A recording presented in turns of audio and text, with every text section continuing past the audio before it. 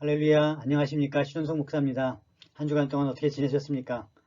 벌써 계절이 바뀌어서 참 아름다운 가을이 왔는데 코로나 바이러스로 여전히 힘든 나날들을 보내고 있습니다. 하지만 이 청명하고 맑은 가을 하늘을 보면서 깨닫게 되는 것은 그럴지라도 우리를 향한 하나님의 사랑은 변하지 않는 견고한 사랑이요, 또 그 은혜는 마르지 않는 영원한 셈이라는 것을 문득 다시 깨닫습니다. 이스라엘이 패역하고 불순종함으로 그 패망의 길로 가고 있을 때 하나님께서는 그 이스라엘을 불쌍히 여기시고 이사야에게 이렇게 말씀하십니다. 내 백성을 위로하라. 마음에 닿도록 말하여 주어라. 보라, 내가 새해를 행할 것이요 이제 나타나리라. 하나님께서는 그때나 지금이나 하나님의 백성들을 보고 계십니다. 눈동자처럼 지키시고 고난 중에도 꿈을 주시고 소망의 비전으로 무너지는 현실을 넘어서 하나님의 나라를 보게 하시는 것입니다. 우리가 지금 여기서 고난을 당하는 이유는 다른 데 있지 않습니다. 바로 예수 그리스도의 십자가 때문입니다. 구원은 예수께서 십자가를 지심으로 그 엄청난 대가를 지불하심으로 우리는 자유를 얻은 자유인이 되었습니다. 성경을 보면 사도 베드로도 또 야고보도 바울도 우리가 당한 고난을 기쁘게 여기고 감사하라고 말합니다. 왜냐하면 우리가 세상의 미움을 받고 또 우리가 고난을 받는 이유는 다름 아닌 우리 안에 있는 자유 때문이며 우리가 구원 얻은 하나님의 자녀라는 강력한 증거이기 때문이라고 말합니다.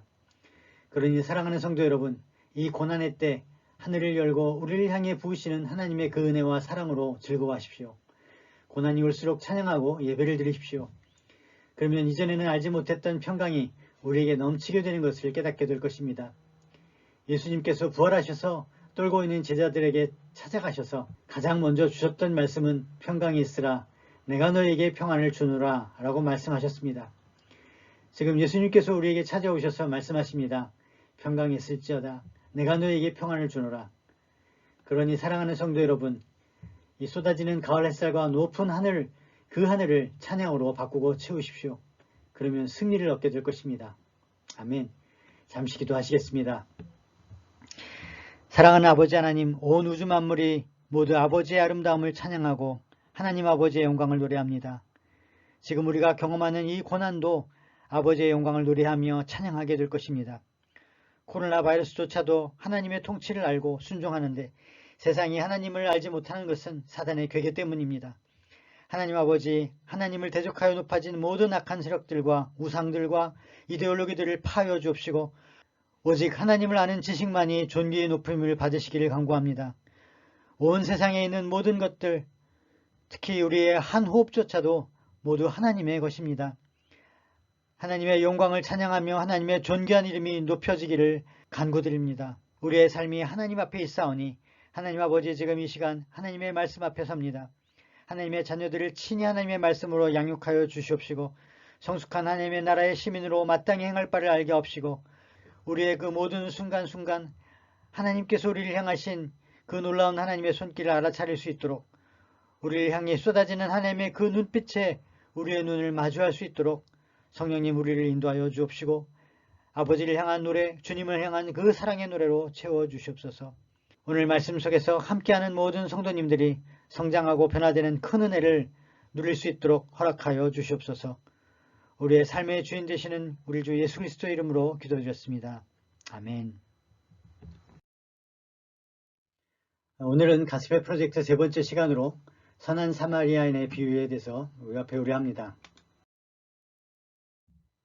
먼저 공부하게 될 본문의 말씀을 함께 보겠습니다. 누가복음 10장 25절부터 37절 말씀입니다. 제가 읽겠습니다. 어떤 율법교사가 일어나 예수님을 시험하여 이르되 선생님, 내가 무엇을 하여야 영생을 얻으리이까? 예수께서 이르시되 율법에 무엇이라 기록되었으며 네가 어떻게 읽느냐?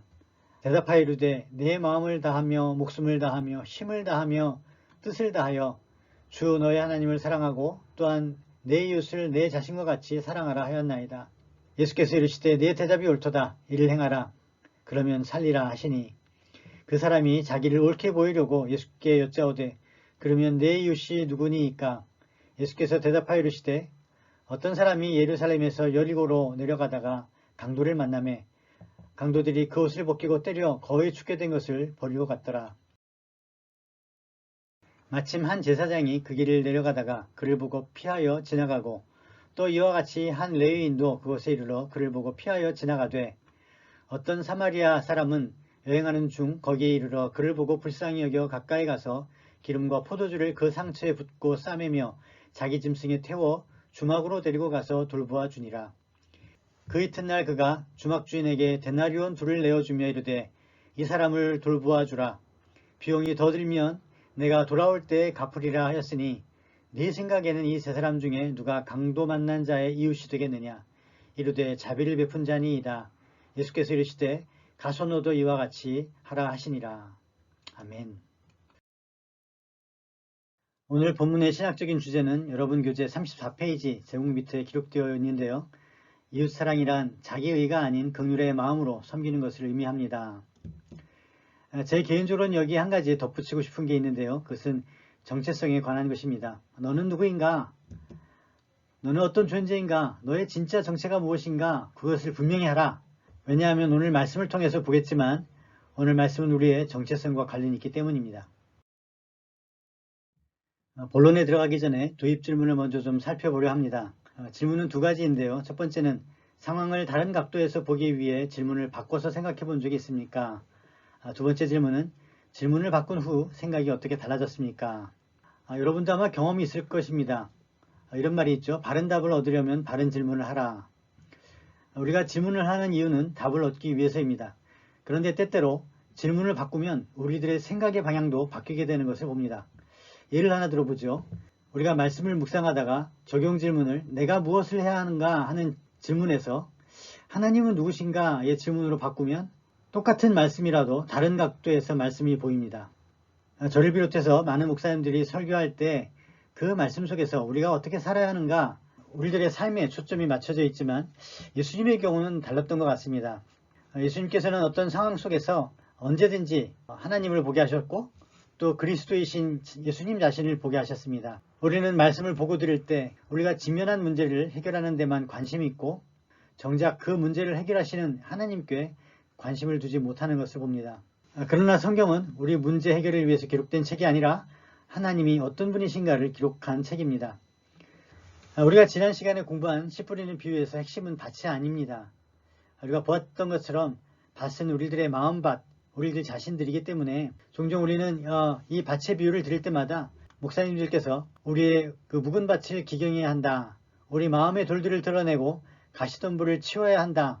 우리는 어떻게든 좋은 밭이 되기 위해 노력해야 한다는 이야기들을 많이 듣곤 했습니다. 하지만 이 씨 뿌리는 비유의 핵심은 씨 뿌리는 자이신 예수님과 그리고 씨앗, 그리고 씨를 자라게 하시는 하나님이십니다.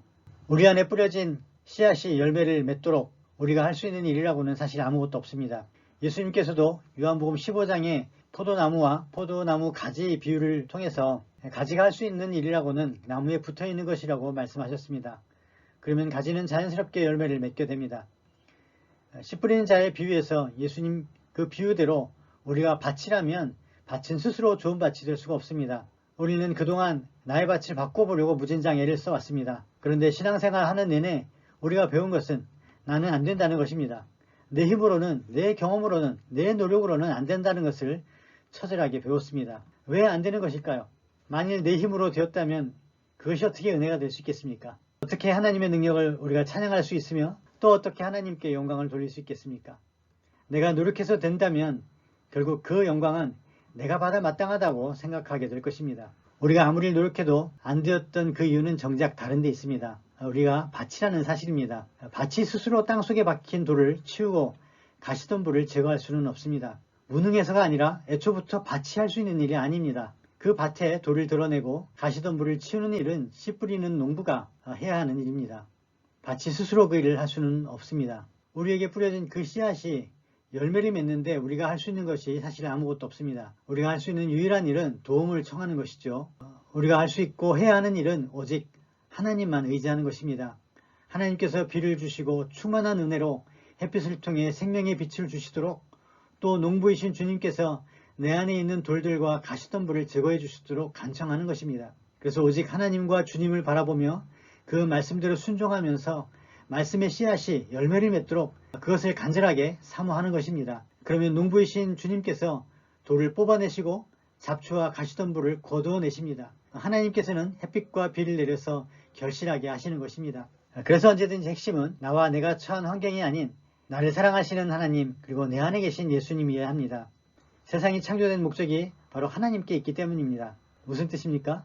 내가 존재하고 내 나라, 내 민족, 그리고 내가 속한 공동체, 내가 처한 모든 환경들이, 모든 상황들의 목적이 바로 하나님께서 정하신 대로 이루어져 가고 있다는 것입니다. 사람이 죄를 범한 이후에 그 모든 것의 존재 목적을 우리는 하나님께로부터 자기 자신에게로 옮기려고 노력해 왔습니다. 지금도 마찬가지입니다. 포스트 모던 사상은 하나님께서 정한 그 모든 자연의 법칙과 법을 부정하고 내가 보고 느끼는 것이 곧 법이요 존재 목적이라고 말을 합니다. 우리들의 죄성은 계속해서 우리가 주인이요 주인공이라고 부추기면서 우리들의 눈을 하나님께로 향하지 못하게 합니다. 그러나 그것은 진실이 아닙니다.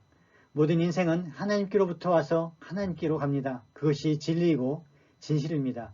오늘 본문의 말씀을 통해서도 역시 발견해야 하는 것은 하나님과 예수님입니다.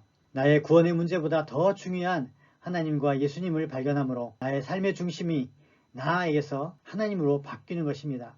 행위의 주체가 바뀌면 생각이 달라집니다. 오늘 그 본문에서 율법학자가 이렇게 질문하죠. 내가 무엇을 해야 영생을 얻으리이까? 행위의 주체가 나입니다. 그렇지만 예수님께서 이렇게 말씀하십니다. 율법에 무엇이라 기록되었느냐? 여기에 행위의 주체는 하나님, 율법이 되는 것입니다. 오늘 말씀인 선한 사마리아인 비유를 통해서 우리는 우리 스스로 바른 질문을 하고 바른 대답을 하나님께 들을 수 있게 되기를 주님의 이름으로 축원드립니다. 그럼 이런 관점에서 오늘 예수님께서 말씀하신 선한 사마리아인의 비유를 통해 무엇을 가르쳐 주려 하셨는지를 살펴보려 합니다. 25절부터 28절 말씀은 선한 사마리아인의 비유가 나오게 된 배경입니다. 25절에 율법교사가 예수님을 시험하려고 질문합니다. 다시 말해서 예수님을 함정에 빠뜨리기 위해 질문하였던 것입니다. 내가 무엇을 해야 영생을 얻으리이까? 다른 말로 바꾸면 율법학자로서 선생님에게 묻습니다. 메시아를 통해 오는 시대에 들어갈 수 있는 핵심 요건은 무엇입니까? 메시아는 이스라엘을 그들의 대적으로부터 구원해내는 구원자로 오시는데 오직 모세의 율법을 따르는 이스라엘 백성들만이 구원을 얻게 될 텐데 율법이 이스라엘을 정의하는 방식으로 예수가 대답하는지를 시험하려 했던 것입니다. 오늘 본문이 10장 이전에 오병이어의 기적이 기록되어 있습니다. 오병이어의 기적으로 많은 사람들이 예수님을 메시아로 추정하기 시작했는데 그가 정말 자격이 있는지 율법을 아는지 예수님을 궁지에 몰아놓고 그분이 사람들이 추정하는 것과는 달리 이단처럼 보일 수 있는 말씀을 하도록 밀어붙이는 질문을 한 것입니다. 그런데 예수님은 놀랍게도 율법과 율법학자가 스스로 답을 하게 하십니다. 내 마음을 다하며 목숨을 다하며 힘을 다하며 뜻을 다하여 내 하나님 여호와를 사랑하고 또한 내 이웃을 내 자신과 같이 사랑하라. 이 말씀은 신명기 6장 5절과 레위기 19장 18절에 기록된 말씀입니다. 그 율법학자는 자신이 어떻게 메시아가 가져올 새로운 나라에 들어가서 영생을 얻을 수 있을지를 정확하게 사실은 알고 있었습니다. 우리는 여기서 굉장히 중요한 사실을 발견하게 됩니다. 하나님을 사랑하고 이웃을 사랑하는 것이 율법의 핵심입니다. 이것은 이번 과의 첫 번째 소 제목입니다. 이스라엘 민족이라면 어릴 때부터 귀가 따갑게 들어왔던 이야기일 텐데 율법학자는 예수님을 시험합니다. 예수님께서는 율법학자가 자기 의의를 드러내고 예수님을 함정에 빠뜨릴 목적으로 누가 구원을 얻는가 라고 질문했는데 예수님께서는 지혜롭게 율법학자 스스로 하나님에 대해 하나님의 율법에 대해 말하게 합니다. 자기 자신으로부터 하나님께로 관심을 돌리게 하시는 것입니다. 율법학자는 자신의 질문 누가 구원을 얻는가에 대해서 하나님을 사랑하고 이웃을 사랑하는 사람이라고 스스로 답을 합니다. 하나님을 사랑하고 이웃을 사랑하는 사람, 그 사람들이 구원을 얻게 된다는 것입니다. 오늘날 우리는 어떻게 구원을 얻습니까? 우리는 오직 예수 그리스도를 믿음으로 구원을 얻습니다. 그리고 예수님의 십자가의 사랑을 깨닫게 되면서 우리는 하나님의 사랑과 하나님의 은혜를 깨닫게 되었습니다. 우리가 처음부터 하나님을 사랑했기 때문에 구원을 얻게 된 것이 아니라는 것입니다.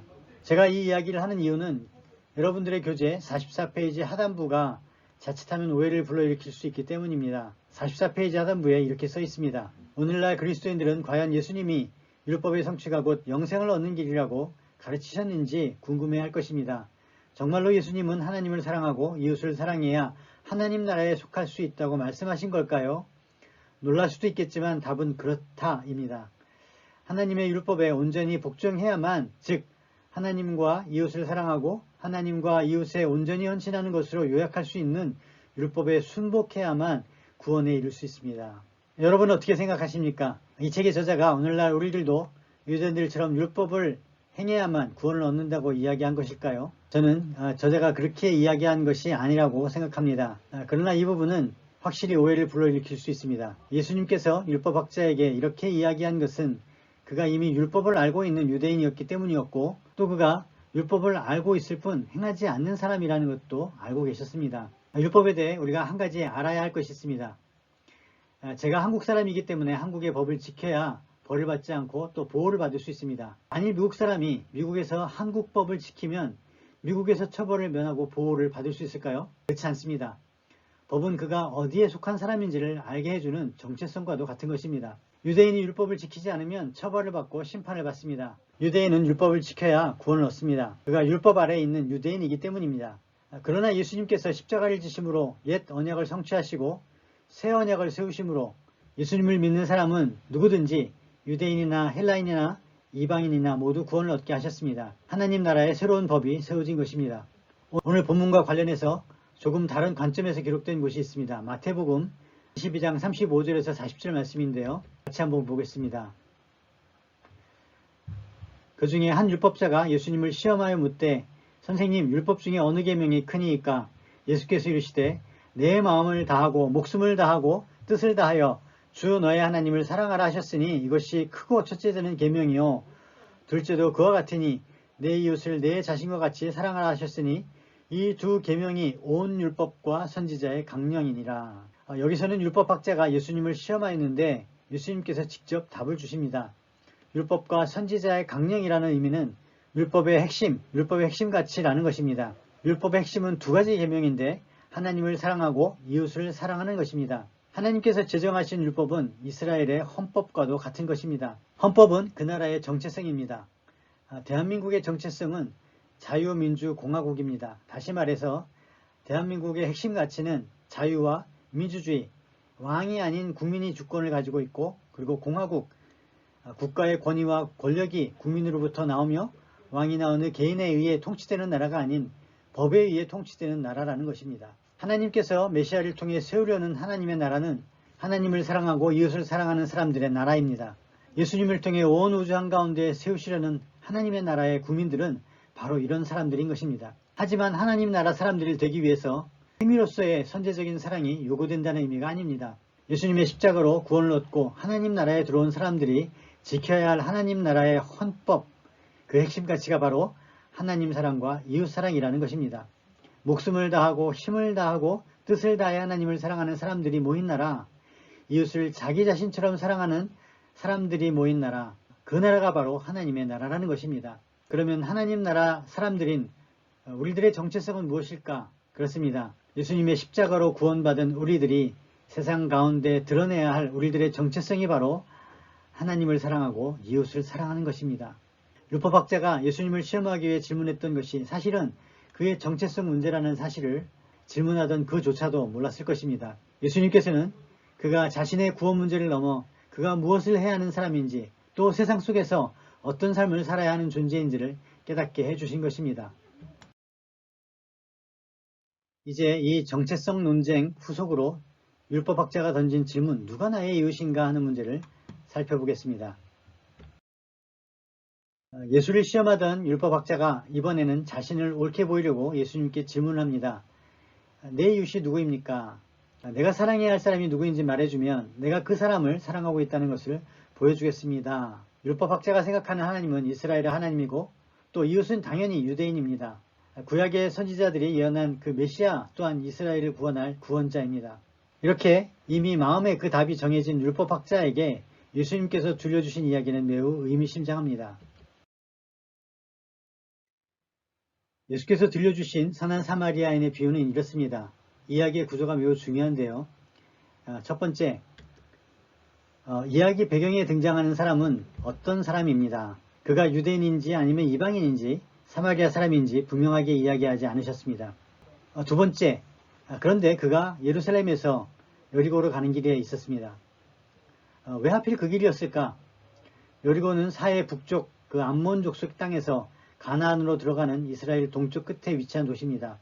여리고에서 예루살렘으로 가는 길은 사막이 있고 사막을 돌아가기 위해서는 산지로 들어가야 하는데 그 산지에는 골짜기와 언덕이 많아서 여행자들에게는 매우 위험하고 피곤한 길이었습니다. 산적이 어디서든지 나타나서 그 길을 지나가는 사람들을 공격할 수 있는 위험한 곳이었던 것입니다. 예수님께서 자신의 비유에 그 길을 예로 들어 설명하신 이유는 실제로 그 길에 늘 강도와 산적들이 있었기 때문일 것입니다. 문헌에 보면 그 길이 매우 위험하고 또 험한 길이었기 때문에 대부분 유대인들은 북쪽에서 요단강을 따라 내려오다가 여리고까지 와서 요단강을 건너 암몬 족속의 땅으로 들어갑니다. 그래서 사해북쪽 끝에서 다시 요단강을 건너 예루살렘으로 가곤 했다고 합니다. 그 어떤 사람이 하나님의 도성, 하나님의 성전이 있는 예루살렘에서 나오고 있었다는 것은 그가 하나님께 예배를 드리기 위해 그 험한 길을 마다치 않고 갔다가 돌아오는 길이었음을 암시합니다. 그러던 그가 강도를 만난 것입니다. 그리고 그가 거의 죽게 된 상태로 길에 버려져 있는데 그를 발견한 사람은 첫째 제사장이었고 두 번째 레위인이었습니다. 이 두 부류의 사람들은 성전을 관리하는 사람들이었을 것입니다. 그들이 성전에 들어가려면 시신에 접촉하여 부정하게 되지 않도록 주의해야 했습니다. 그래서 그들은 가능한 한 죽었을지도 모르는 사람과 멀찍이 떨어져 정결을 유지하려 했을 것입니다. 예수께서는 의도적으로 그 길을 지나가는 사람이 평범한 유대인이 아닌 제사장과 레위인을 등장시켰습니다. 그들은 성전에서 섬겨했기 때문에 강도 만나 죽었을지도 모르는 사람을 살펴볼 생각조차 하지 못했을 것입니다. 성전에서 그들이 해야 할 사명이 더 중요했기 때문입니다. 이렇게 반복되는 평범한 일상 속에서 예수님의 이야기는 마치 동문서답하는 듯 했을 것입니다. 세 번째 등장하는 사람은 모두가 기대하지 않았던 사람입니다. 예수께서 의도적으로 등장시킨 사람이 바로 사마리아 사람이었기 때문입니다. 예루살렘 성전에서 돌아오던 어떤 사람, 그리고 제사장과 레위인 사이에 불쑥 사마리아 사람이 나타납니다. 그는 예루살렘에 예배드리러 가는 길도 아닌 여행하던 사람이었습니다. 아마 이 대목에서 듣고 있던 사람들은 대부분 유대인이었을 텐데요. 예수님의 반전에 의아해하며 긴장하고 있었을 것입니다. 예수님께서 이야기하고자 하시는 본론, 핵심이 바로 여기에 있었습니다. 율법학자는 누가 나의 이웃인지를 알고 싶다고 했습니다. 그에게 당연히 이웃은 유대인일 뿐입니다. 이방인과 사마리아인은 결코 그에게 이웃이 될 수 없는 부류들입니다. 사마리아 사람들은 북이스라엘이 아수르에게 패망당하고 아수르의 민족 혼합 정책에 따라서 이방 민족과 피가 섞여버린 이스라엘 사람들이었습니다. 그 후 유다와 사마리아는 수백 년 동안 원수처럼 지냈습니다. 그런데 예수님께서 강도 만나 죽게 된 사람을 불쌍히 여겨서 그를 돌보아주고 또 최선을 다해 치료받을 수 있게 해준 사람은 사마리아 사람이었던 것입니다. 자, 이제 이번에는 예수님께서 그 율법학자에게 질문하십니다. 누가 그 강도 만난 자의 이웃인가? 예수님의 이 마지막 질문은 엄청난 도전이 담긴 질문입니다. 예수님께서는 사마리아인이 누구를 자기의 이웃으로 여겼느냐라고 묻지 않으시고 누가 강도 만나 거의 죽게 된 자의 이웃이라고 생각하느냐라고 물으십니다. 스스로 순결한 하나님의 백성이라고 자부하는 유대인들에게 사마리아인은 이웃의 범주에 들어와서는 안 되는 부류입니다. 그런데 그런 미움의 대상이 이웃이 되어버리는 이 충격적인 이야기를 어떻게 받아들여야 하는 것일까? 예수님의 도전은 단순히 도덕적 책무나 불쌍한 사람들을 도와야 한다는 이야기를 하려는 것이 아닙니다. 그보다 훨씬 더 무거운 시대와 역사를 뛰어넘는 문화와 인종, 종교적인 편견과 갈등을 뛰어넘는 도전이 거기에 있었습니다. 이 비유 이전에 율법학자는 구원을 얻은 하나님의 백성은 하나님을 사랑하고 이웃을 사랑하는 사람이라고 자신의 입으로 이야기했습니다. 당연히 하나님을 사랑하는 사람들은 유대인이며 이웃도 당연히 유대인일 수밖에 없습니다. 그런데 예수님의 비유 속에서 이웃은 유대인이 아닌 사마리아 사람이 등장합니다. 예수님께서 지금 무엇을 깨트리고 계십니까? 하나님의 백성들의 범주가 깨진 것입니다. 하나님을 사랑하는 하나님의 백성, 사랑해야 할 이웃의 범주가 유대인을 넘어서고 있는 것입니다.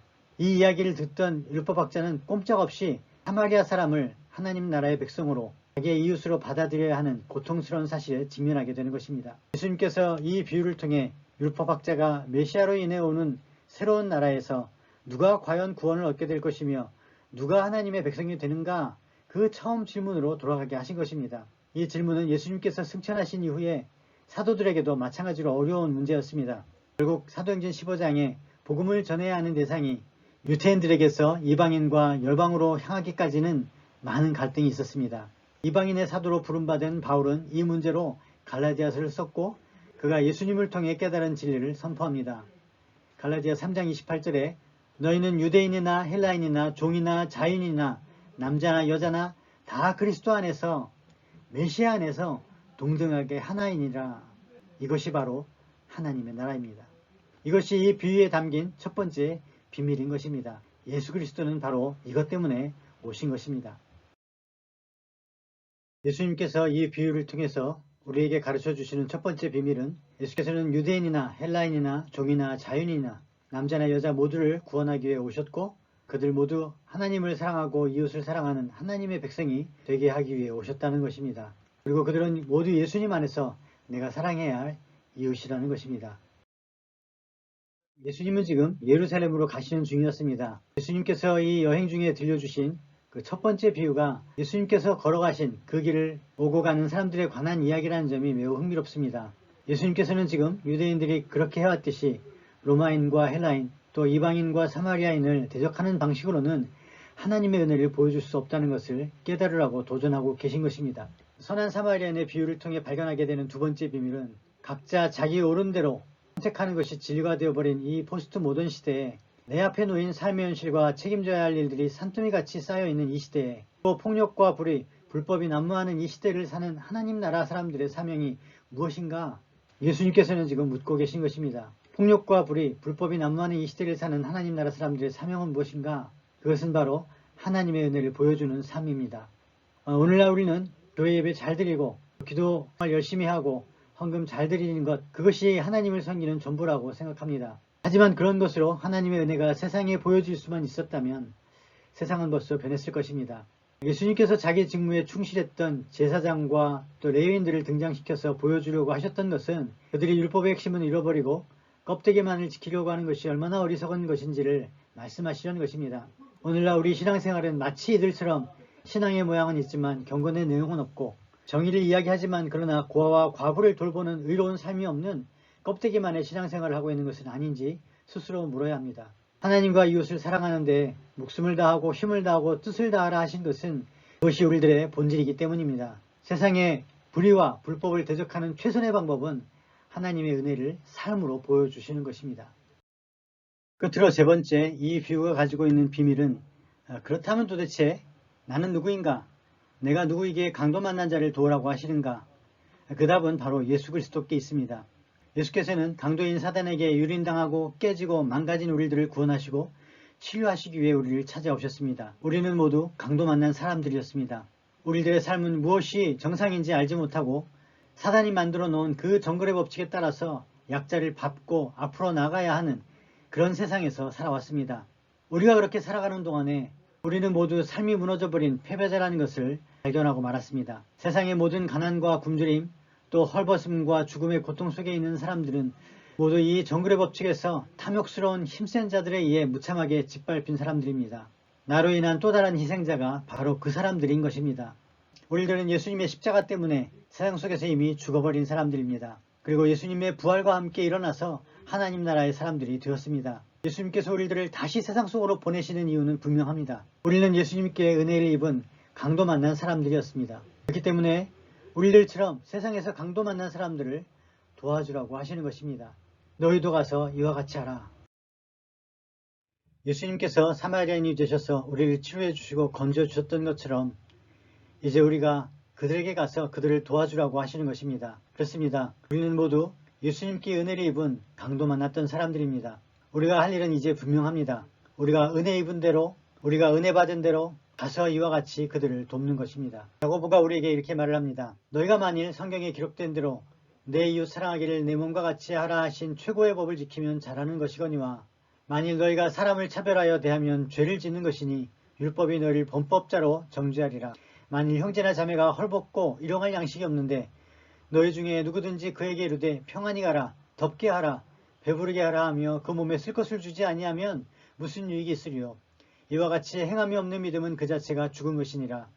그러므로 사람이 선을 행할 줄 알고도 행하지 아니하면 죄니라. 사랑하는 성도 여러분, 한번 주위를 둘러보시기 바랍니다.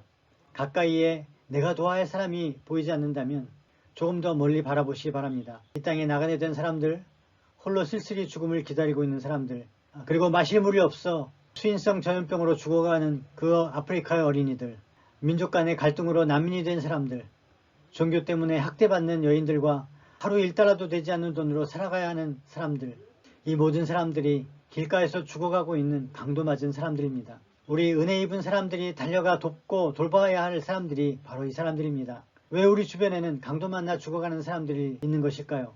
그들이 있는 이유는 우리들에게 기회를 주시려는 것입니다. 그리고 우리로부터 도움을 얻은 그들이 하나님의 은혜를 경험하고 또 다른 강도 만난 사람들을 돕게 하시려는 것입니다. 만일 이렇게 하나님의 은혜의 행진이 주님 오시는 날까지 계속된다면 결국 세상은 하나님의 은혜로 충만하게 될 것입니다. 사랑하는 성도 여러분, 은혜 입은 강도 맞은 사람들이라는 우리들의 정체성을 잊지 마시기 바랍니다. 결국 하나님의 나라는 우리들처럼 이렇게 하나님의 은혜, 예수님의 은혜 입은 강도 맞았던 사람들의 나라인 것입니다. 사랑하는 성도 여러분, 우리가 은혜를 입었기에 마음을 다하고 성품을 다하고 힘을 다해 목숨을 다해 하나님을 사랑하십시오. 그리고 그처럼 이웃을 사랑하십시오. 강도 맞은 사람들의 이웃이 되어 주십시오. 그러면 포스트 모던으로 세상이 점점 더 악해져 가고 오염되어 갈지라도 언제나 희망은 여러분들께 있게 될 것입니다.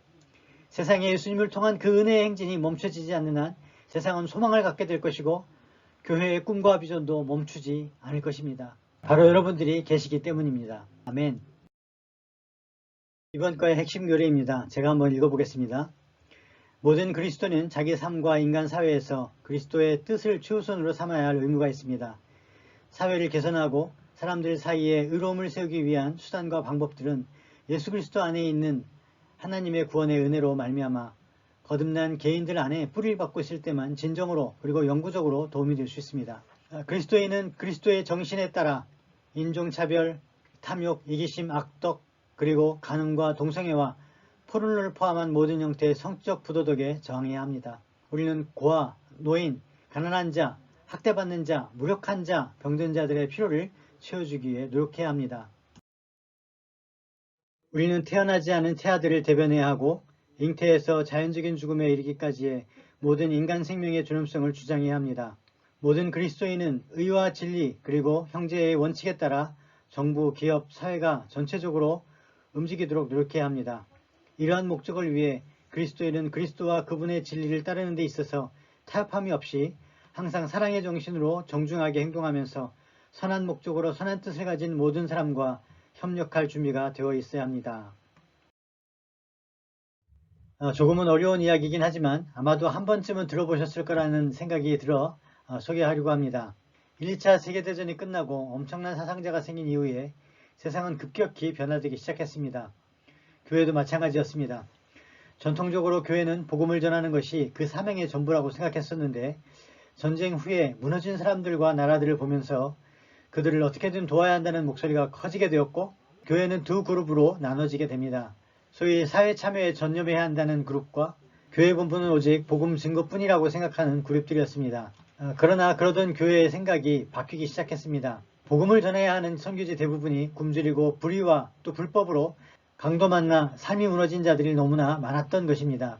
결국 오직 복음 전파만을 외치던 복음주의 진영은 복음과 함께 빵을 이라는 모토로 어려움 가운데 있는 사람들에게 관심을 갖기 시작했습니다. 이것을 복음주의 교회들은 총체적 선교라고 부르기 시작했고 복음주의 진영에서 함께 선교를 위해 모였던 교회들이 1974년 스위스 로잔에 모여 함께 하나님 앞에 서약을 합니다. 이렇게 해서 로잔 세계 복음화 협회가 탄생했고 그 당시 교회들이 함께 언약했던 서약서를 작성한 사람은 존 스토트 목사님이셨습니다.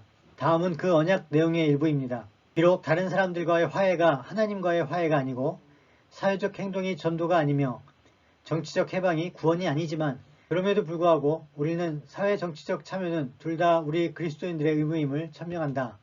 사람들이 그리스도를 영접함으로 그의 나라 안으로 거듭나게 될 때 그들은 의를 나타낼 뿐 아니라 불의한 세상 속에서 그 일을 펼치는 것을 추구해야 한다. 그 총체적 선교의 결론입니다. 복음주의자들의 선교 정신을 집약한 그 로잔 언약에 따르면 전도와 사회적 행동은 모두 그리스도인의 의무입니다. 하나님의 공동체, 교회가 하나님의 통치 아래 살게 될 때 다가올 궁극적인 하나님 나라의 표징으로 이 세상에서 빛과 소금, 사랑의 공동체가 되어서 좋은 소식을 전하며 긍휼을 베풀고 정의를 옹호하며 선한 일을 하게 된다. 그러나 하나님 나라는 그리스도께서 다시 오실 때 완성된다. 여러분, 이것이 바로 예수님께서 사마리아 비유를 통해서 우리들에게 가르쳐주고 싶으셨던 것입니다. 예수님께서는 가시는 곳마다 복음을 전하셨고 하나님 나라를 가르치셨습니다. 뿐만 아니라 병든 사람을 고쳐주셨고 눈먼 자를 눈뜨게 하시고 저는 자를 걷게 하시고 또 포로된 자에게 자유를 선포하셨던 분이 바로 예수 그리스도십니다. 오늘날 우리는 예수님께서 하셨던 것처럼 한 손에는 복음을, 또 다른 한 손에는 그들의 그 굶주림과 목마름을, 그 불의에서 신음하고 있는 그들을 도와야 합니다. 그리스도와의 연결입니다. 예수님이 들려주신 사마리아인 이야기는 당시 청중에게 충격적이었습니다. 그런데 이보다 더 놀라운 이야기는 하나님이 하나님의 원수로 있던 우리를 구원하시기 위하여 그 아들을 보내어 희생하셨다는 사실입니다. 죄와 허물로 죽은 우리는 마치 강도 맞아 죽게 된 유대인과 같은 자였습니다. 유대인에게 멸시를 받던 사마리아인이 강도 맞은 자를 구원한 것처럼 우리에게 멸시받은 예수님이 우리를 구원하러 오신 것입니다. 이 비유의 사마리아인은 바로 예수님이 행하시는 선한 일을 나타내 보입니다. 끝으로 선교적인 적용입니다. 하나님은 우리에게 도움이 필요한 사람들에게 긍휼을 베품으로써 우리를 향한 하나님의 긍휼이 얼마나 아름다운지를 드러내라고 말씀하십니다. 이 선교적인 적용은 제가 사역하고 있는 더 멋진 세상 영상 일부를 보시고 마치도록 하겠습니다.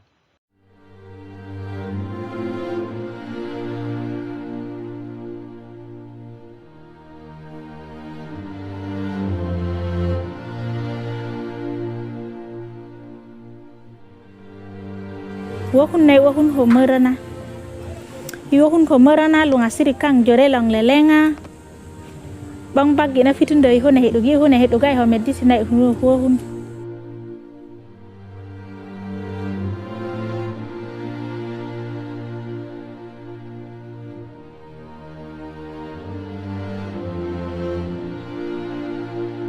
har chona la lilio lona iwahun gelere Ako iti balu ti lelenga hiho.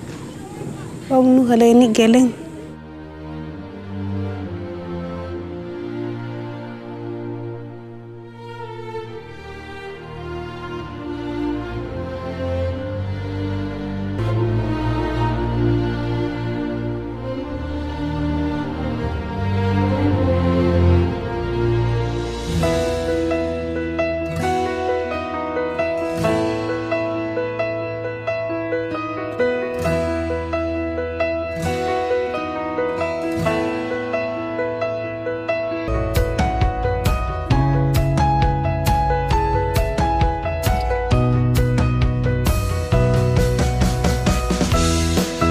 I like school too, so that I can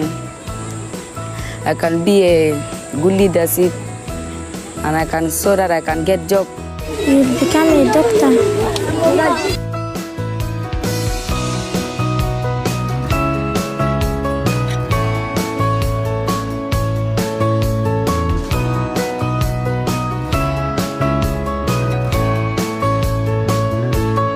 As being a leader, and in fact, I had to thank the better world.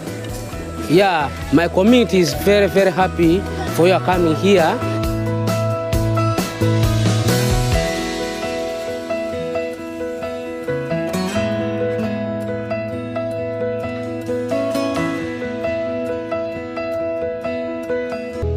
우리가 만일 그들을 돕지 않는다면 그들에게는 무슨 일이 일어날까?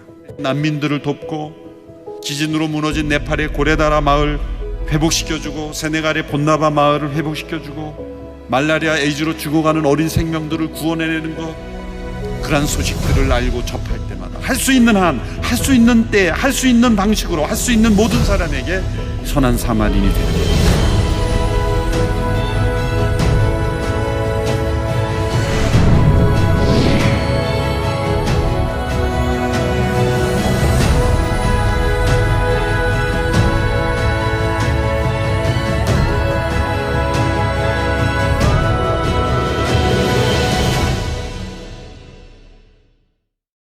함께 기도하시겠습니다. 사랑하는 하나님 아버지, 오늘 강도 만나 죽어가던 저희들을 살리셨던 우리를 향한 하나님의 그 큰 은혜, 주님의 그 십자가 사랑은 다 기록할 수 없을 만큼 너무나 깊고 너무나 크고 너무나 넓다는 것을 다시 기억하게 하시고 다시 깨닫게 해주셔서 감사합니다. 이제 그 은혜 입고 하나님 나라 사람들이 된 저희들, 여리고와 예루살렘 사이에서 저희들처럼 강도 만나 죽어가는 사람들을 찾아 도우라고 하십니다. 하나님 아버지, 저희들이 이 사명 감당하기 원합니다. 이 사명 감당함으로 세상 또한 아름답게 변해가는 모습을 보기 원합니다. 그러나 하나님, 우리에게는 힘도 능력도 없음을 고백합니다. 저희들에게 주님의 이름으로 선을 행할 지혜와 힘을 주옵시고 주님께서 보시는 그것을 보므로 우리 가슴도 뜨거워지게 하셔서 담대히 일을 감당할 헌신된 마음과 꺼지지 않는 사랑의 눈물 또한 마르지 않게 하여 주시옵소서. 그래서 마음을 다하고 목숨을 다하고 힘을 다해 하나님을 사랑하고 이웃을 사랑하라고 하신 그 말씀 이루게 하여 주시옵소서. 하나님의 은혜와 사랑이 온 세상에 충만하게 덮이는 것을 보기 원합니다. 예수님으로 충만한 하나님 나라가 이 땅에 속히 오게 되는 것을 보기 원합니다. 아버지 하나님, 참으로 주님께서 저희들에게 말씀하신 대로 능히 저희들을 통해서, 저희들의 기도를 통해서, 또 저희들의 수고와 헌신을 통해서 하나님의 영광이 온 세상에 가득 차게 하실 줄을 믿습니다. 하나님 아버지 사랑합니다. 주님 사랑합니다. 저희를 끝까지 이기게 하시고 그 길 끝까지 달려가게 하여 주심을 간구하오니 성령님 저희들을 도와주시옵소서. 나를 구원하여 주시고 치료하여 주신 우리 주 예수 그리스도의 이름으로 기도드렸습니다. 아멘. 수고 많으셨습니다. 사랑합니다. 그리고 축복합니다. 다음 시간에 뵙겠습니다.